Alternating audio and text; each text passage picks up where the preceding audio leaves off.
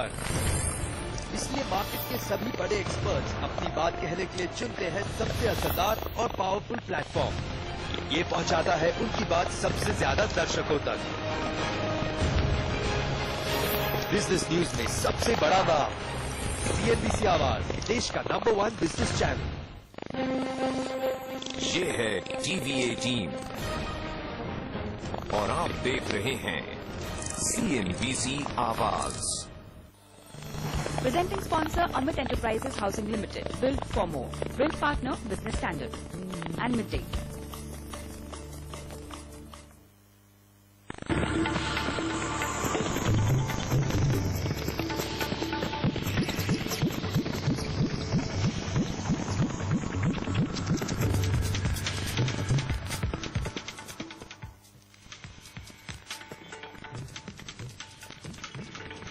CNBC आवाज पर future cities of India का ये अभियान पूरे फ्यूचर है और ये हमारे इस कार्यक्रम का आखिरी घंटा है जिस पर हम इस बात पर फोकस करेंगे कि पुणे को सचमुच ग्लोबल शहर बनना है, भविष्य का शहर बनना है, तो उसके लिए आगे का एजेंडा क्या होना चाहिए। पिछले 2 घंटों में आपने इन्वेस्टमेंट वगैरह के अलावा ये चर्चाएं सुनी कि पुणे किस तरह से भारत का सिर्फ ऑटोमोबाइल कैपिटल ही नहीं है, IT का भी कैपिटल है, एजुकेशन में भी बहुत बड़ा नाम है इसका, और देश की संस्कार धानी तो है ही।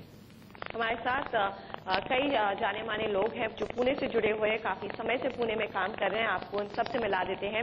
सतीश मगर जो चेयरमैन और MD है मगरपट्टा टाउनशिप के, इस टाउनशिप से हम सब वाकिफ हैं ऑफकोर्स, और साथ ही किशोर पाटे जो CMD है अमित एंटरप्राइजेस के। इसके अलावा अरुण नाहर साहब भी हमारे साथ हैं जो पुणे में बहुत ज्यादा निवेश पहले ही कर चुके हैं। ऑटो कॉम्पोनेंट बिजनेस में भी यहाँ पर इनकी कंपनी काम करती है और काफी इनको भी फायदा मिला है पुणे में बिजनेस एस्टैब्लिश करने के बाद। ओमकार निम्बालकर हमारे साथ हैं जो डायरेक्टर हैं इंडिया सॉफ्टवेयर लैब्स के। यहाँ पर एक नया प्रोजेक्ट IBM ने शुरू किया है पुणे के म्युनिसिपल कॉर्पोरेशन के साथ, और उसमें भी ओमकार का एक बहुत बड़ा हाथ है। इनफैक्ट ओमकार, मैं उसी के साथ शुरुआत करना चाहूंगी क्योंकि एक बहुत बड़ा इनिशिएटिव है पुणे जैसे शहर में अगर म्युनिसिपल कॉर्पोरेशन IBM या फिर दूसरी एस्टैब्लिश्ड एजेंसीज के साथ, कंपनियों के साथ काम करना चाहता है।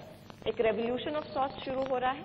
हाँ, ये तो इतना बढ़िया उपक्रम है कि पुणे और अहमदाबाद ये सिर्फ 2 शहर है भारत के जो पूरे विश्व से 33 शहर सिलेक्ट हुए हैं और भारत से सिर्फ 2 शहर हैं।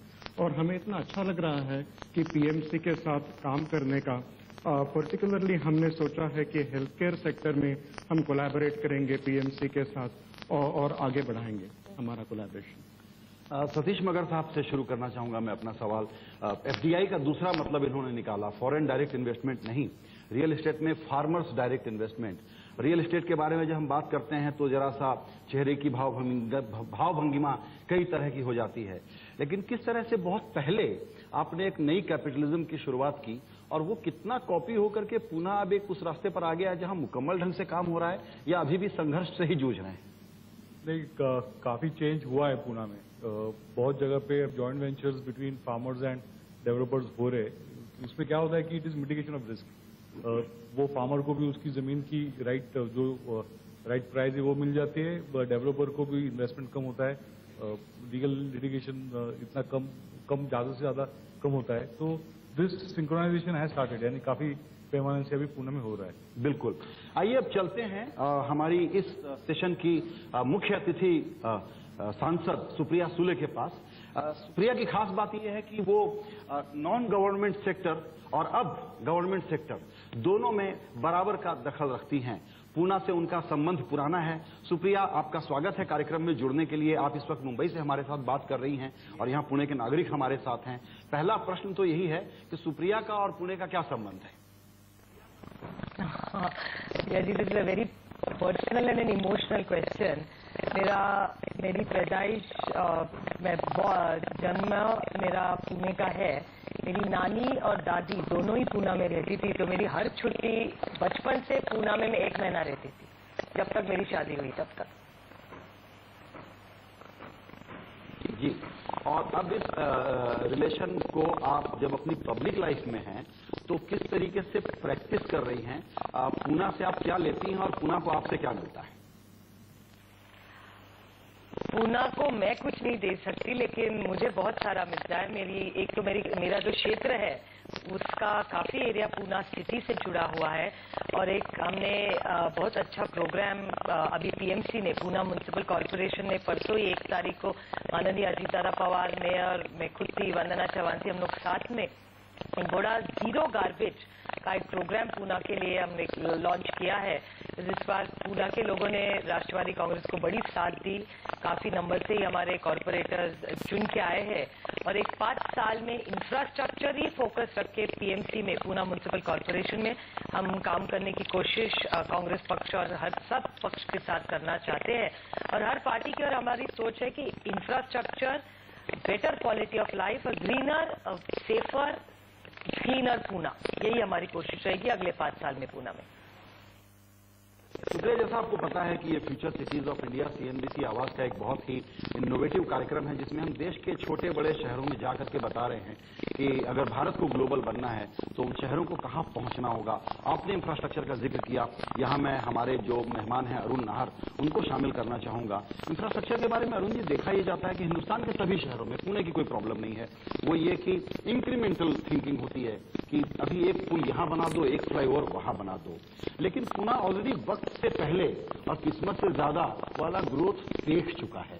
अब आपको अगर प्रायोरिटाइज करना हो एक ग्लोबल शहर के सपने को मैच करने के लिए, तो आप 5 की एजेंडा क्या बताएंगे या 1 की एजेंडा क्या बताएंगे? जी, आपने एकदम सही कहा।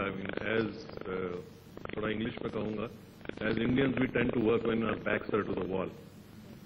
तो इस सोच में थोड़ी अगर अपन बदल लाएं और थोड़ा आगे का सोचें, आज से 50 साल 100 साल आगे, तो इतना आगे नहीं भी सोचें। आज पूना पिंपरी चित्रगढ़ का मिला के 50 लाख का पॉपुलेशन, सबको समझ में आ रहा है कि 1 करोड़ तक होने ही वाला है। क्यों होने वाला है? बॉम्बे में 1 करोड़ हुआ तो यहाँ क्यों नहीं होने वाला?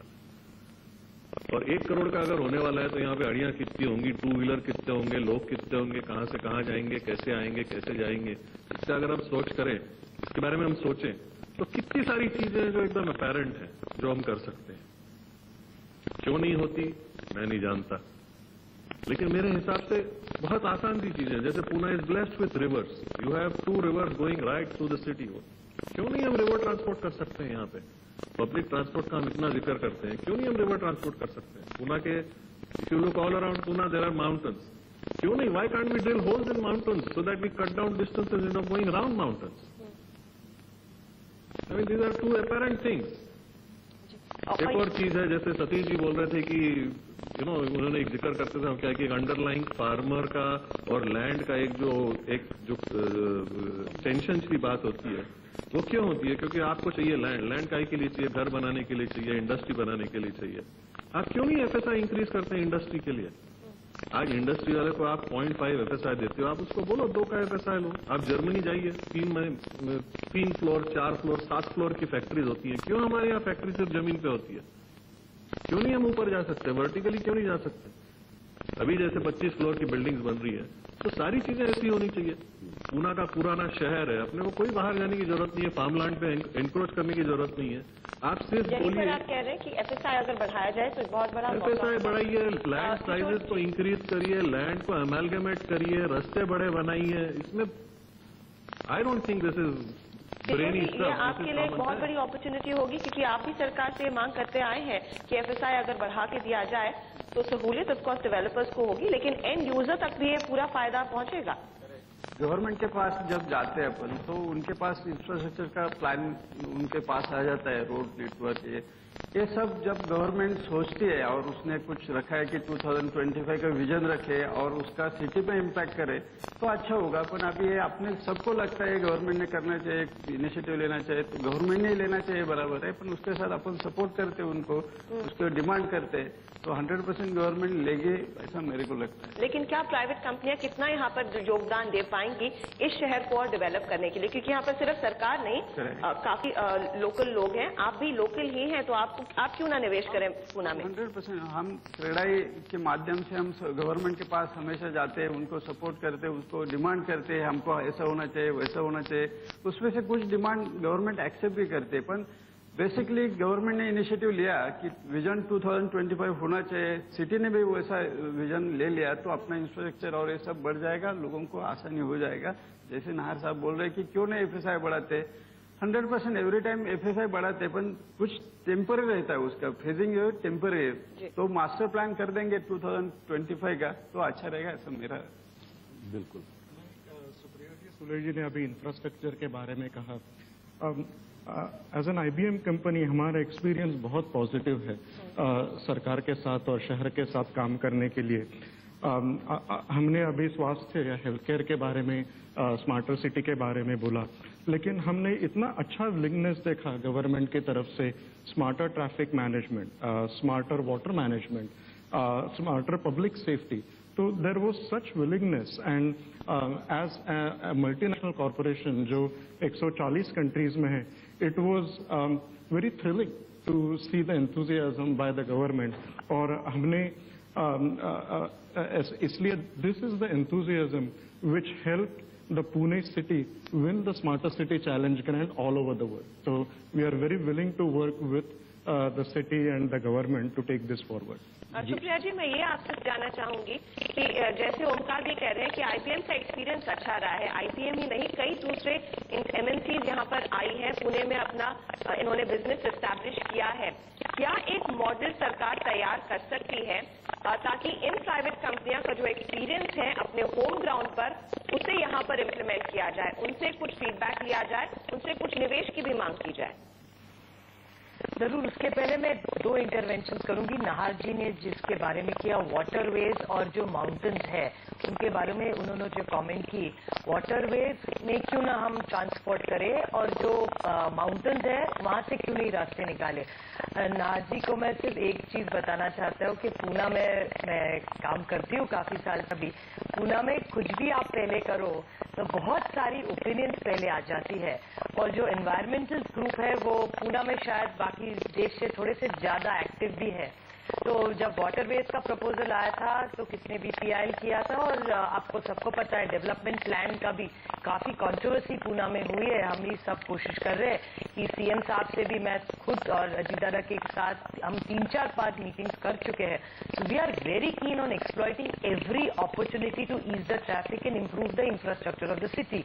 But we also need to get support from everybody in all quarters, that if there are NGOs, I think we should have a minimum understanding between all of us that the priority, of course, is environment, but infrastructure and environment have to go hand in hand. You can't hold one for the other. That's the only reason a lot of delays, and let me tell you honestly, we find it extremely frustrating also at times, because we are here to deliver superior results in governance, and sometimes we get frustrated when there are PILs and a lot of our projects don't get done. Like land acquisition also he talked about. Land acquisition में आजकल हमको इतनी दिक्कत होती है। मैं समझ सकती हूँ कि लैंड ही आपका अधिकार है, आप बेचना नहीं चाहते, लेकिन कई बार इंफ्रास्ट्रक्चर प्रोजेक्ट्स कैंसिल हो जाते हैं क्योंकि लोग लैंड नहीं देते। वो एक बड़ा टेक्निकल प्रॉब्लम हर जगह आप देख रहे, देश में सब जगह हो रहा है। तो वो एक बड़ी दिक्कत पूना में भी है, लेकिन हमारी सबकी कोशिश रहेगी अगर कोई अच्छे सक्सेस स्टोरीज देश में बाहर भी कोई कंपनीज दे हमें, तो जरूर इसका सोच विचार हम जरूर करेंगे। टू गिव लिटिल एग्जांपल, आप IBM के बारे में कह रहे थी, हिंजवड़ी जिसको हम कहते हैं, जहाँ ये सब IBM, इन्फोसिस सब कंपनीज है, वहाँ उनका एक खुद का ऑर्गेनाइजेशन है जिनके साथ पूना की सरकार PMC हम साथ में काम करते हैं। हमारी कोशिश रहेगी ये फ्लैगशिप एक वर्ल्ड क्लास एरिया हो राजीव गांधी इंफो पार्क से। प्राइवेट कंपनियों का बहुत बड़ा रोल होगा एक वर्ल्ड क्लास सिटी बनाने के लिए, और जिसे हम कह रहे हैं पूना, और यही है भविष्य का शहर भारत के लिए भी। हम लेंगे एक छोटा सा ब्रेक, लेकिन लौटेंगे जल्दी। आप सब बने रहिएगा CNBC आवाज के साथ।